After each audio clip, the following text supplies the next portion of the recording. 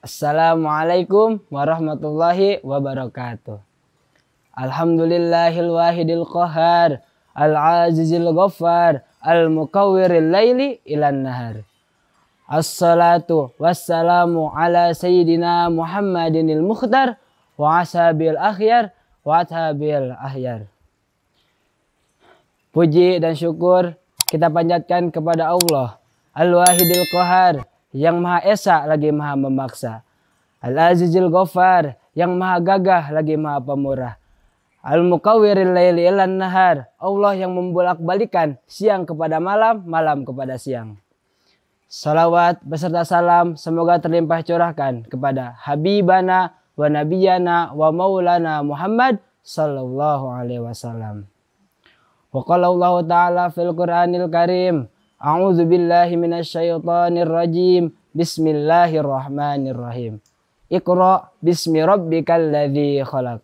Wa qala Rasulullah sallallahu alaihi wasallam, man qara'a fi kulli lailatin mi'ata ayatin lam yuktab minal ghafilin. Hadirin rahimakumullah. Pada bulan yang suci ini, bulan yang dimana amal baik dilipat gandakan, pun begitu dengan amal buruk. Bulan dimana Al-Quran diturunkan sebagai pedoman hidup. Lalu bagaimana sikap kita untuk menghadapi bulan yang suci ini?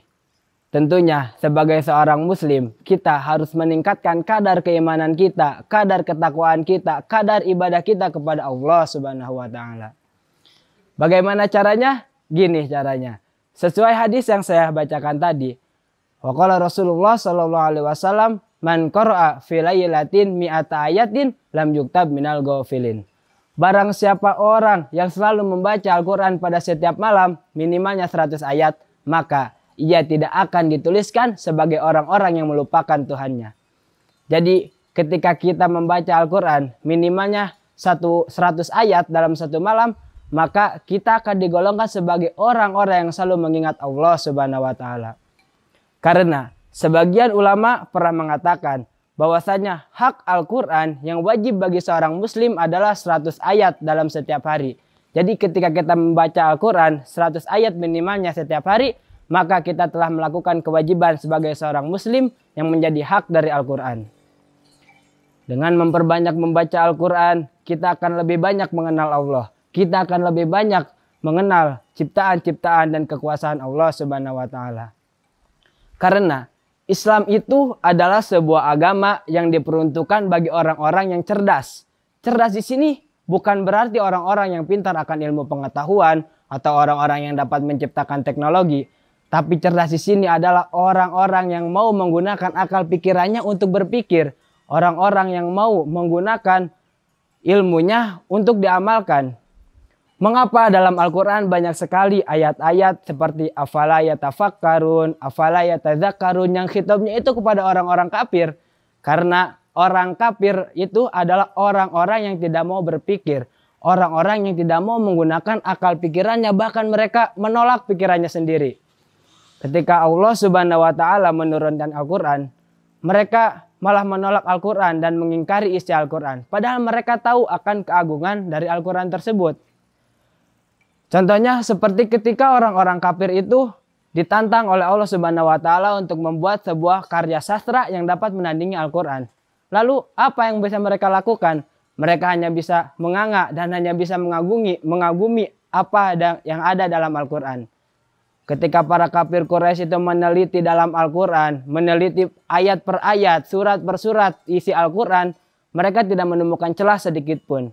Di situ mereka menyadari bahwa Al-Quran itu begitu agung, Al-Quran itu begitu mulia, bahwa tidak ada satu ilmuwan pun, satu sastrawan pun yang dapat menandingi dari Al-Quran. Tapi apa? Karena ketakaburannya, karena sifat sombongnya, mereka tidak mau mengakui Al-Quran. Mereka tetap ingkar kepada Al-Quran dan mereka tetap ada dalam kekufurannya. Karena tingkat tertinggi dari membaca Al-Quran adalah ketika kita bisa memahami dan bisa mengamalkan isi dari Al-Quran tersebut. Mudah-mudahan kita dengan memperbanyak membaca Al-Quran, kita dapat meningkatkan kadar keimanan kita kepada Allah Subhanahu wa taala. Sekian yang dapat saya sampaikan. Jika ada kesalahan, mohon dibicarakan secara baik-baik, bukan malah mencari yang lebih baik. Wassalamualaikum warahmatullahi wabarakatuh.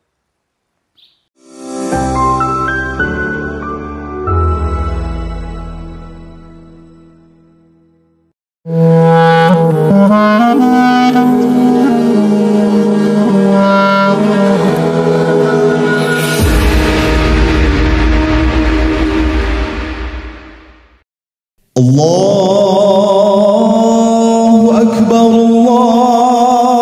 Allahu Akbar, Allahu Akbar, Allahu Akbar. Asyhadu an la ilaha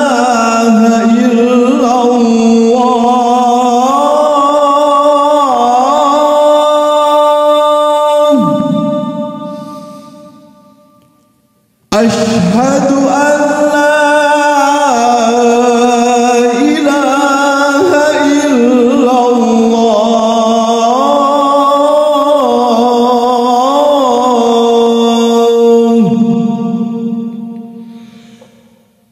أشهد أن محمدًا رسول الله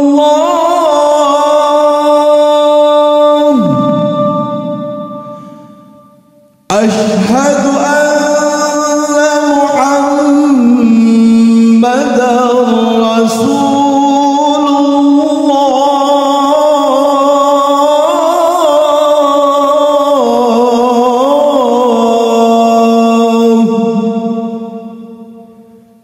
حي على الصلاة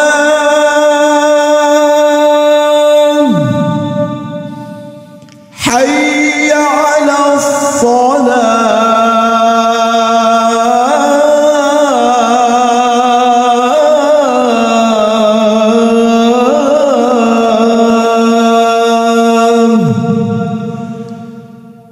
حي على الفلاح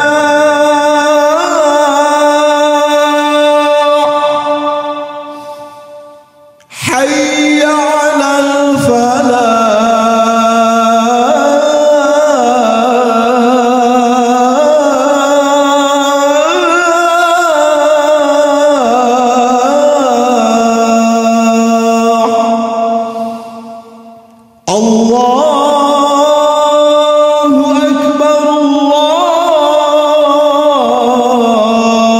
الله لا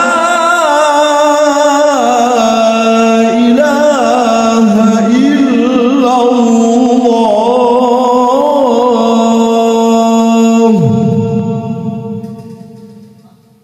لا إله إلا الله محمد رسول الله صلى الله عليه وسلم اللهم رب هذه الدعوة التامة والصلاة القائمة آت سيدنا ونبينا محمدا الوسيلة والفضيلة والشرف والدرجة العالية الرفيعة وابعث مقاما محمودا الذي وعدته إنك لا تخلف الميعاد برحمتك يا أرحم الراحمين.